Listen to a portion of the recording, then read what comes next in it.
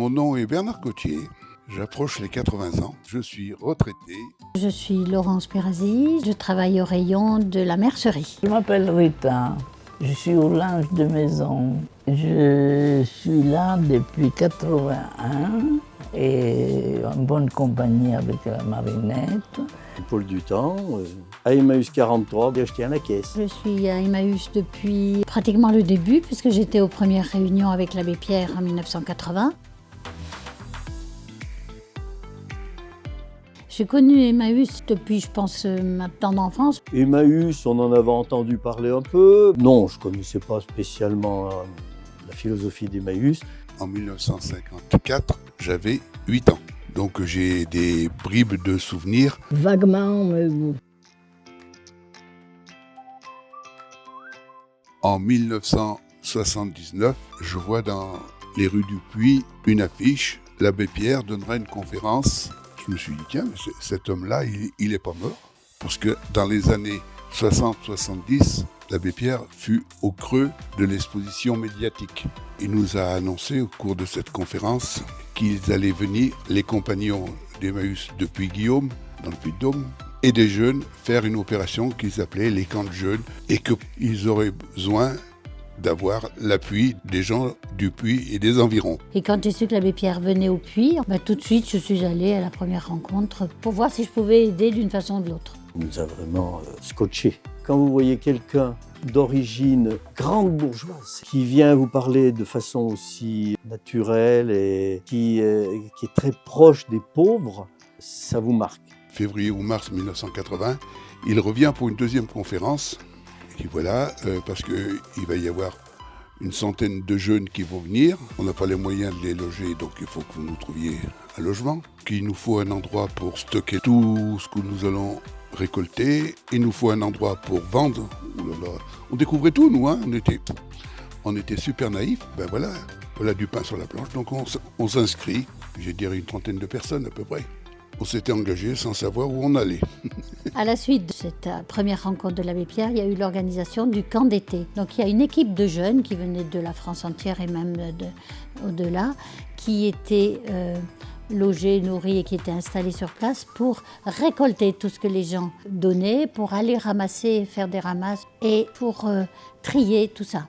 Donc moi j'ai fait partie de l'équipe de tri avec d'autres bénévoles, Marinette notamment. Le 14 juillet 1980, il y a un défilé qui a traversé tout le Puy. On a quand même réussi l'exploit de réunir 13 camions, un convoi depuis le monastier jusqu'au Puy.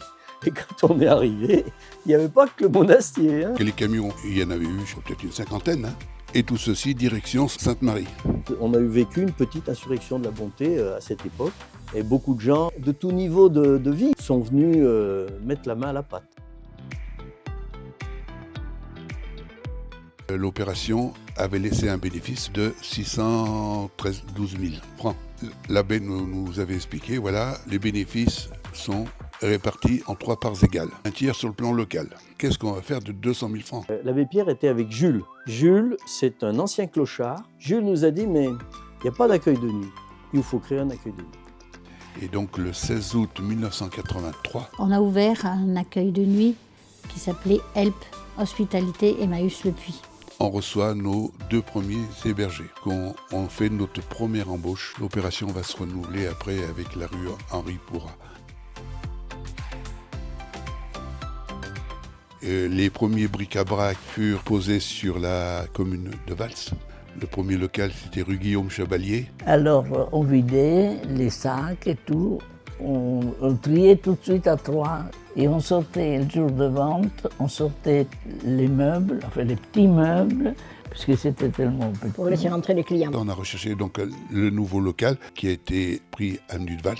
Il n'y avait pas d'eau, pas de chauffage, il n'y avait pas de toilette. Quand on a fini, il y avait même des clients qui buvaient le café avec nous. J'allais chercher, 2 fois ça m'est arrivé d'aller chercher de l'eau chaude chez moi.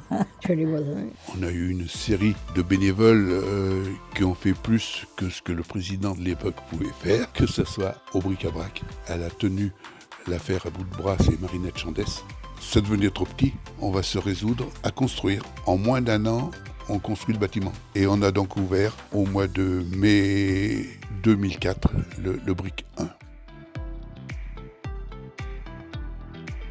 Et puis, il y a eu une personne qui avait pris en main Help, c'était Henri Cros. À Help, on avait réussi à y faire vivre des valeurs. Venaient chez nous aussi des gens qui géraient Tremplin, qui était un accueil de jour. Ils ont la compétence de l'accueil humain des gens. En 2014, on a cédé l'activité et le bâtiment à l'association Tremplin pour nous recentrer sur l'aide par le travail, avec l'insertion. Ce qui était avec Help, l'aide par le logement, est passé à l'aide par le travail. Les temps sont durs, hein. C'est difficile de trouver un boulot. Maintenant, on a beaucoup de salariés en insertion et nous nous sommes recentrés sur notre travail de collecte, de réemploi. On venait le lundi et le mardi. On venait pas le mercredi parce qu'on avait des enfants. Le mercredi, c'était sacré. On venait le jeudi, Et le vendredi, et c'était ouvert le samedi.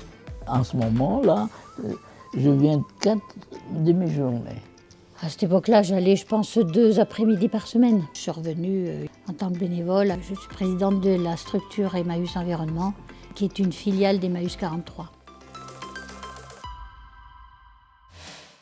Mon plus beau souvenir de tous, c'est le contact avec l'abbé Pierre. Je pense que si j'avais pas rencontré l'abbé Pierre, ma vie aurait été autre. Il a bouleversé notre existence. Hein. J'ai le souvenir d'une personne très douce. Le regard qui allait de l'un à l'autre avec bienveillance. On aimait bien l'abbé Pierre. Ah, il était gentil. De vouloir toujours servir le plus souffrant.